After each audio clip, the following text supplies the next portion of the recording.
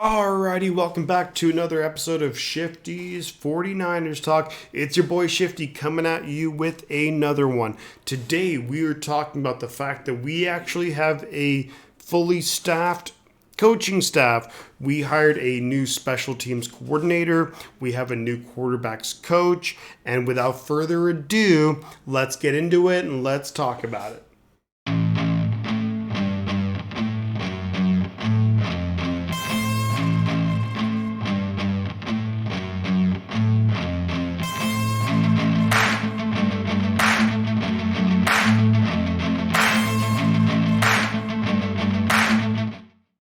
So the 49ers have filled their special teams coordinator position, and that is filled by Brian Schneider, formerly of the Jacksonville Jaguars and also the Seattle Seahawks. Now with the Jaguars in 2021, he was hired in January. He left in May of 2021, so he did not even stick around for preseason or training camp or any of that.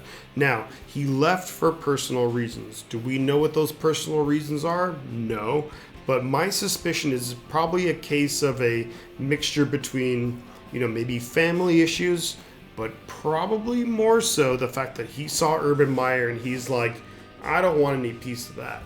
Now, before that, Brian Schneider was the special teams coordinator for the Seattle Seahawks from 2010 to 2020.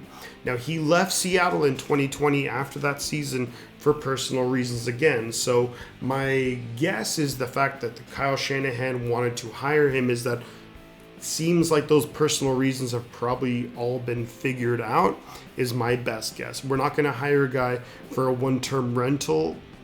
Doubtful. Now, in Seattle, I thought Brian Schneider did a very, very solid job as their coordinator.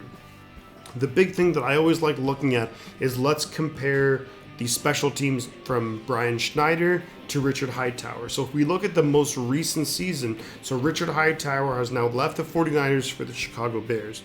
But in 2020, the most recent season where they were both special teams coordinators, let's compare the Seahawks to the 49ers. So the Seahawks in punt return average. So what was the average in terms of the players returning punts?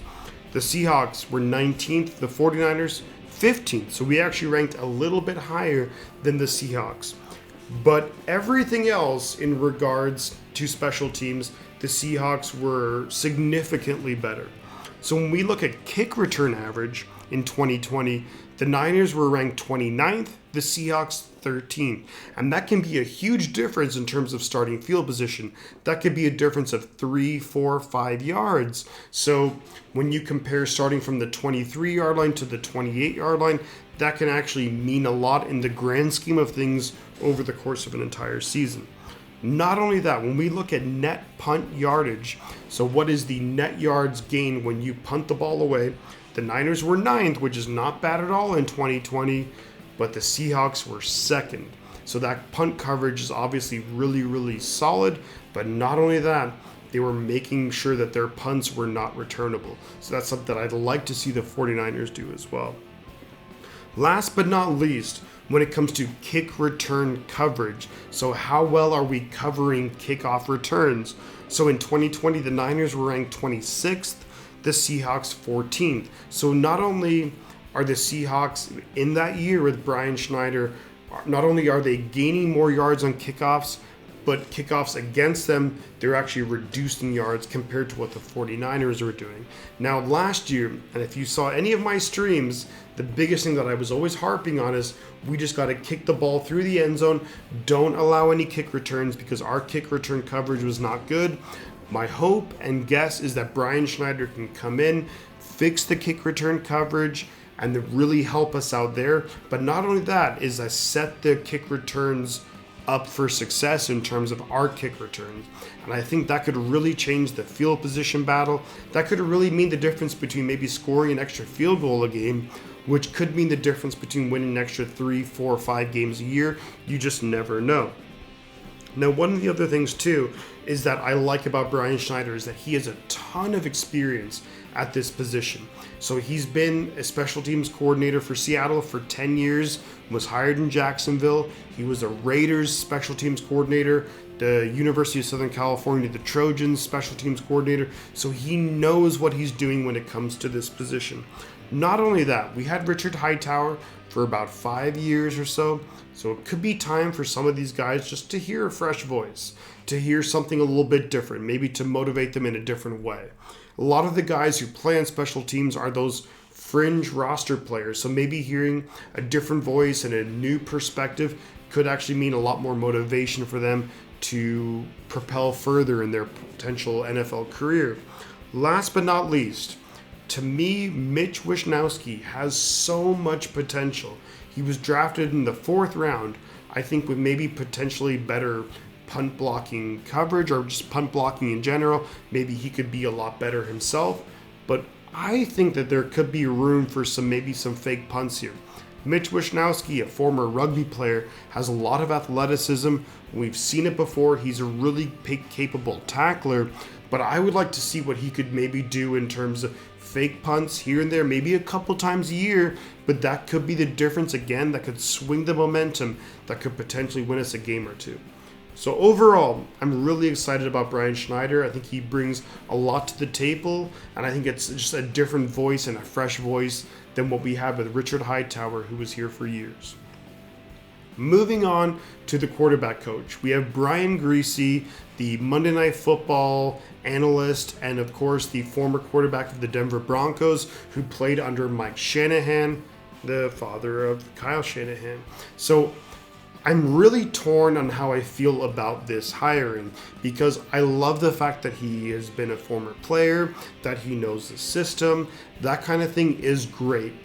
But he's actually never been a coach before. So to me, when I look at this hiring, I think of this hiring almost more similar to when the 49ers signed Trent Dilfer back in 2006 to help coach up Alex Smith, who was a very young rookie in 2005.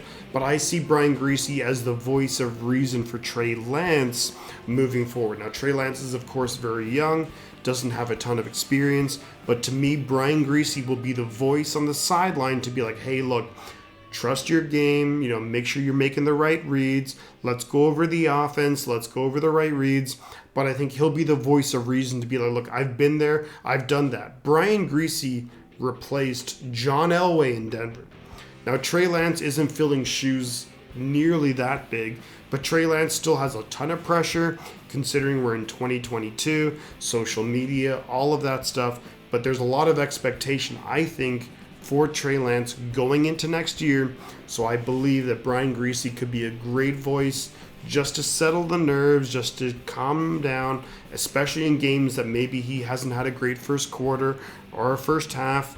I think Griese could be the great voice of reason. However, I still question the fact that Griese has never been a quarterback coach before. So at the end of the day, I really have to just look at Kyle Shanahan, trust John Lynch, that they've made the right hire. They've made a lot of great hires, especially when you look at all these guys who've gone off to have promotions in terms of going to head coaching jobs, going to promotions into the college ranks. So I think that Kyle and John have a great eye for talent in the coaching ranks, and I certainly hope that Brian Griese is another one of those.